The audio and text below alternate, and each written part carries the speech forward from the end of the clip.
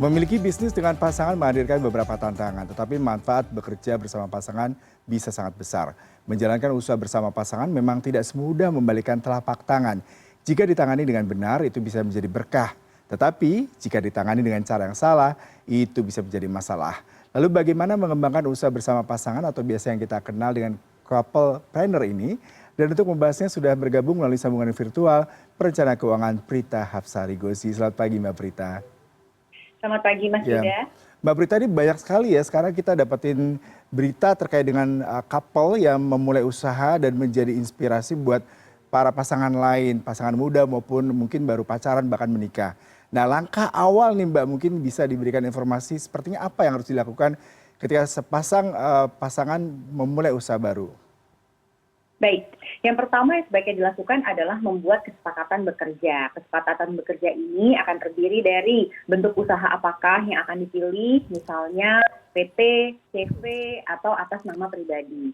Nanti berikutnya adalah turunannya rekening banknya yang akan digunakan untuk operasional, termasuk menerima invoice, menerima penjualan, melakukan pembayaran-pembayaran dan pengeluaran, dan lain-lainnya. Lalu turunannya lagi adalah untuk biaya-biaya dalam operasional usaha tersebut. Dalam hal ini kita berbicara komponen biaya gaji. Karena meskipun dua-duanya bekerja bersama-sama, tetapi faktanya dua-duanya ini memberikan tenaga dan sumber dayanya. Oleh sebab itu tenaga dan sumber daya tersebut juga sebaiknya akan balas dengan adanya gaji. Nah, berikut yang terakhir adalah bagaimana pembagian profit dari usaha tersebut. Nah, biasanya pembagian profit ini akan bergantung pada porsi kepemilikan masing-masing pasangan. Ya, sepertinya kompleks ya Mbak ya, tidak sederhana mungkin kayak buka warung, buka jasa laundry bersama, yang orang pikir sederhana itu. Tapi kalau tadi salah satu yang berbeda adalah terkait dengan manajemen keuangan yang sangat penting sedari awal. Lalu apakah sejauh ini Mbak Prita sudah pernah dapetin klien yang memang datang ke Mbak Prita dan bertanya nih step-step tadi ataukah memang lebih banyak yang mengawali usaha bersama secara konvensional Mbak? Ya, lebih banyak memang datang itu sudah ada usahanya, kemudian mungkin usahanya berkembang atau misalnya ada masalah, baru kemudian datang ke kami. Biasanya yang kami tilik adalah memang manajemen keuangannya. Kalau problemnya, masalahnya adalah di hutang berhutang, maka nanti kita akan lihat usaha ini mengagunkan apa. Nah, bahaya dari suatu usaha yang sifatnya mikro, kecil, kemudian itu bersifat usaha rumahan atau usaha perorangan, biasanya dia menggunakan aset pribadi untuk menjadi agunan. Dalam hal ini yang paling awam itu adalah rumah tinggal, Mas Yuda.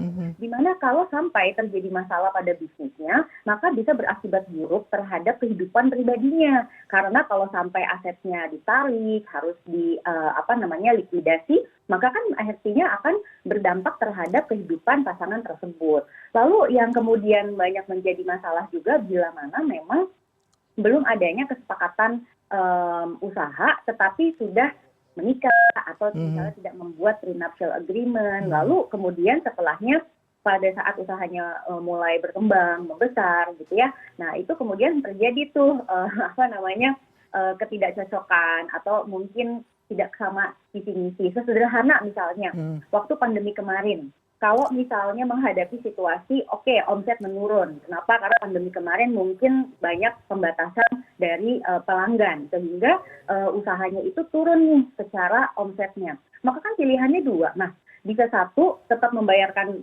secara normal gitu ya, terhadap pegawai, biaya-biaya dan lain-lain. Atau yang kedua, misalnya mengambil jalan yang lebih ketat, misalnya adanya mungkin pengurangan tenaga kerja, kemudian pengurangan penghasilan. Nah, perbedaan visi misi ini saja itu bisa menyebabkan pasangan suami dan istri itu tidak cocok, gitu. Karena mungkin yang satu pendapatnya adalah kasihan tenaga kerjanya tetap harus dibayarkan, tapi berdampak pada berdarah-darahnya keuangan tersebut.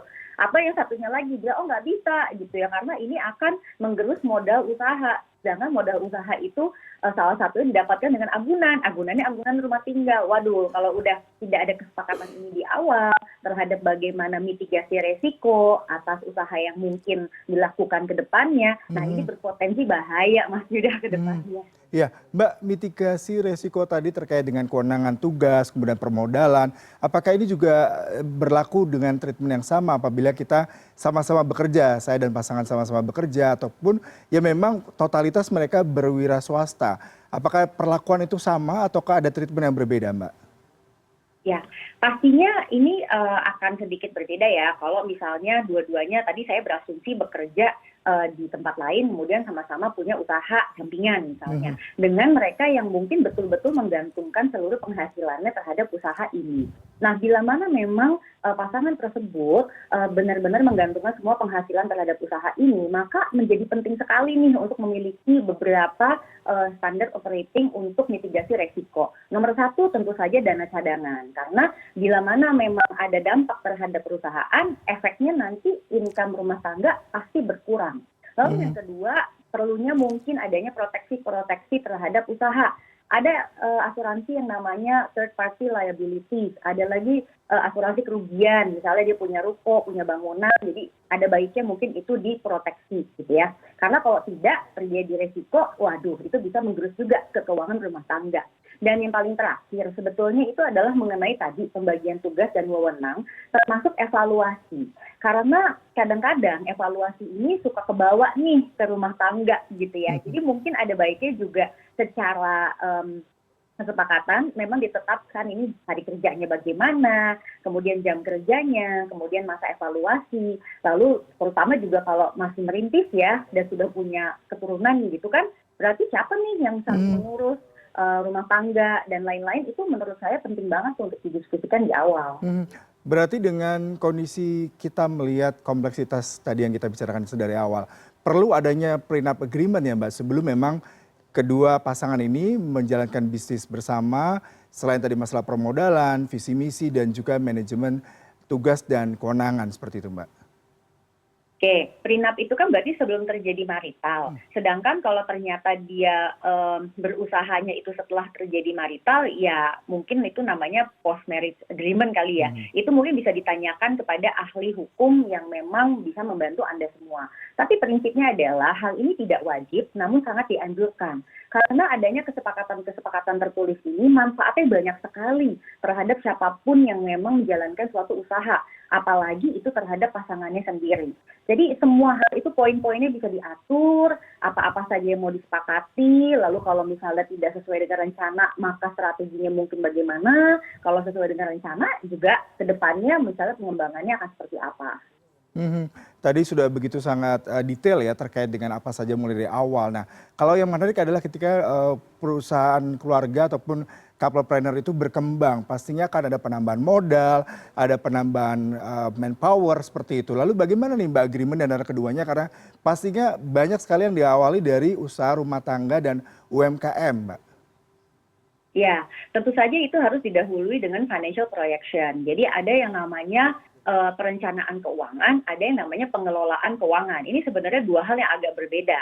Perencanaan kita bicara planning, pengelolaan kita bicara manajemen. Nah, di sini setiap tahun pastinya harus melakukan evaluasi dan kemudian mungkin kalau ada mau pengembangan bisnis, maka patut didahului oleh business projection. Sehingga dengan demikian diketahui dengan pasti, membutuhkan tambahan sumber daya sekian, membutuhkan tambahan modal sekian, dan lain-lain. Dan kemudian juga bisa ditentukan, misalnya sumber modalnya datangnya dari mana, karena setiap sumber modal ini punya resiko yang berbeda-beda. Contoh, kalau sumber modalnya dari pinjaman, maka resikonya adalah kalau sampai pinjamannya macet, maka bisa berdampak pada agunan. Kalau misalnya sumber modalnya mau mencari partner baru atau pemegang sahamnya itu memasukkan modal baru, maka berarti kan ada salah satu pemegang saham yang terdilusi. Jadi mungkin tadinya 60-40 pembagiannya, karena adanya penambahan modal menjadi 70-30. Dan ini nanti akan berdampak tentunya terhadap pembagian laba bersih atas usaha tersebut. Maka hal-hal ini itu patut nih untuk dievaluasi dan disepakati. Itu penting sekali. Jadi usahakan meskipun sama pasangan sendiri, itu hindarilah gitu ya praktek seperti ya udahlah biarin aja, padahal sebenarnya dalam hatinya tidak sesuai, karena tetap aja meskipun ini adalah couple tapi dalam hal berbisnis ini adalah mitra. Nah, itu harus dijadikan indikator untuk nantinya mereka berdiskusi juga.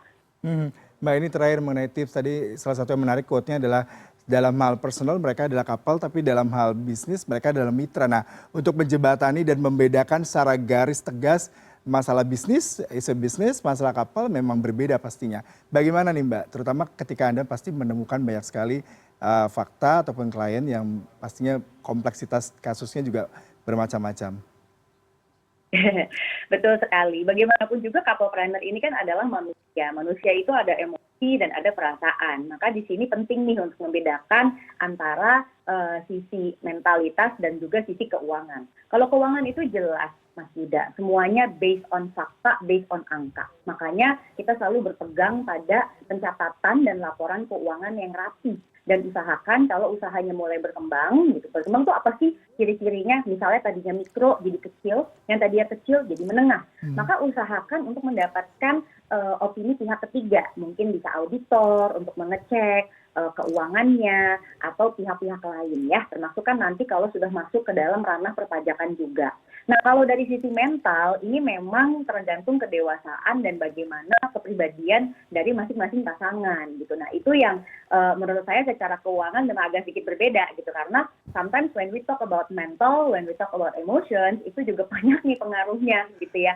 Mood dan juga apa yang terjadi di rumah tangga, itu bisa menjadi pengaruh yang luar biasa terhadap couple tersebut. Oleh sebab itu, saya sangat sarankan apapun yang terjadi pada usaha Anda, pada rumah tangga Anda, tetap berpegang pada fakta keuangan untuk mengambil keputusan ke depannya yang lebih logis. Baik Mbak Prita, terima kasih perbincangannya. Mudah-mudahan mencerahkan di sana ya para couplepreneur ataupun yang ingin berbisnis secara bersama dengan pasangannya, melihat tadi salah satu yang penting adalah masalah manajemen keuangan, karena itu penting sekali sebagai parameter untuk melihat bagaimana ke depannya usaha yang akan mereka jalankan dan mengevaluasi perkembangan dari bisnis yang mereka jalankan. Terima kasih untuk waktu dan perbincangannya Mbak. Selamat pagi. Terima kasih.